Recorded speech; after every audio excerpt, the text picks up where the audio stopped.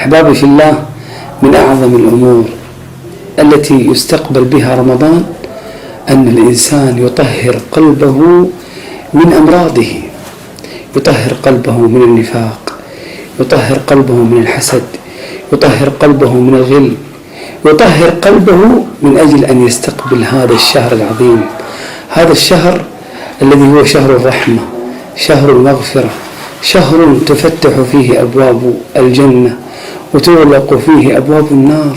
فمن أجل ذلك أحبابي في الله، ينبغي علينا أن نطهر هذا القلب. إن في القلب شعث لا ينمه إلا الإقبال على الله، وفيه وحشة لا يزيل هذه الوحشة إلا إذا استأنس الإنسان بالله. الله سبحانه وتعالى يقول في كتابه الكريم: فإنها لا تعمى الأبصار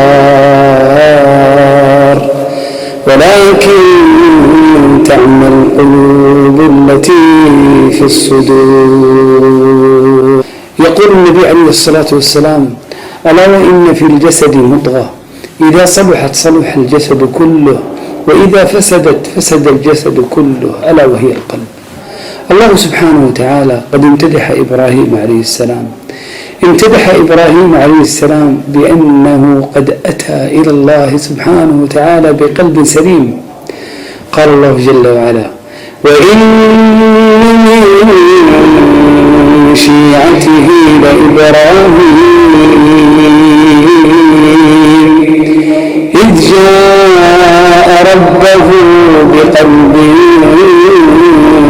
سليم.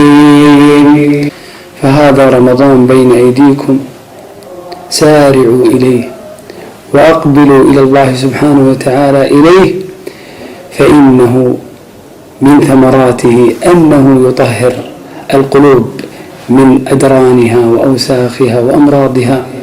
أتى رمضان مزرعة العباد